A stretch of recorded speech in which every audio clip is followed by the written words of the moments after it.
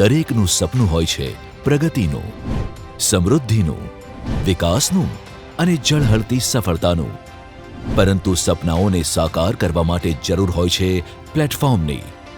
એક એવું પ્લેટફોર્મ જ્યાં વિચારોને મળે મક્કમ દિશા, સપનાઓને મળે પાંખો અને કૌશલ્યની સાથે જ ખુલે નવી દિશાઓ. ऐसे कालखंड में हमने प्रवेश किया है और ये हमारा सौभाग्य है कि भारत के ऐसे अमृत काल में, ये अमृत काल का पहला वर्ष है. इस कालखंड में जो हम करेंगे, जो कदम उठाएंगे, जितना त्याग करेंगे, तपस्या करेंगे, सर्वजन हिताय सर्वजन सुखाय, एक के बाद एक फैसले लेंगे, आने वाले 1000 साल का देश का स्वर्णिम इतिहास उससे अंकुरित होने वाला है.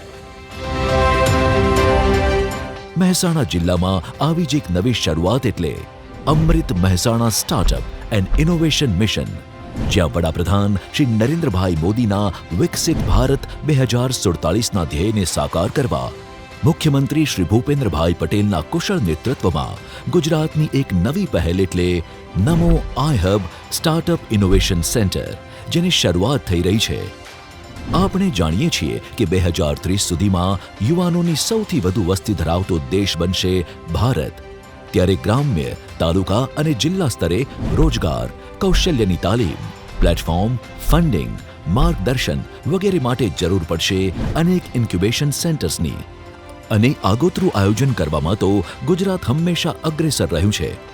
મહેસાણા જિલ્લા વહીવટી તંત્ર દ્વારા યુવાનોના વિચાર બીજ અને સામર્થ્યને યોગ્ય પ્લેટફોર્મ પૂરું પાડવા ઇનોવેશન એન્ડ સ્ટાર્ટઅપ મિશનનું ગઠન કરવામાં આવેલ છે. પ્રતિષ્ઠિત સ્કોચ એવોર્ડ પુરસ્કૃત મહેસાણાનું આ સ્ટાર્ટઅપ મોડલ હવે દેશના 783 જિલ્લાઓ માટે બનશે પ્રેરણા શક્તિ.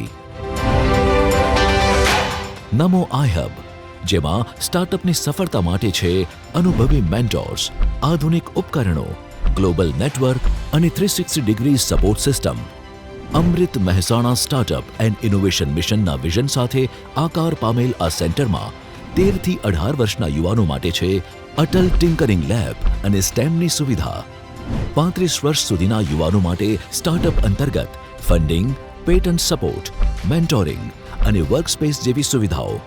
મહેસાણાની આ પહેલ થકી જિલ્લામાં અવેરનેસ ઓરિએન્ટેશન ટ્રેનિંગ અંતર્ગત અલગ અલગ events, webinar, seminar, workshop, startup મહોત્સવ, ડેમો ડે જેવી ઇવેન્ટ્સનું આયોજન કરી 50,000થી વધુ યુવાનોને ઇનોવેશન અને સ્ટાર્ટઅપ વિશે માહિતગાર કરી યુવાનોમાં સ્ટાર્ટઅપ અને ઇનોવેશનના બીજ રોપ્યા છે. સાથે આજ સુધી 10 સ્ટાર્ટઅપ્સને ફંડિંગ પણ મળ્યું છે. નમો આઈહબ સેન્ટર નવા વિચારોને આપે છે નવી સિદ્ધિઓ.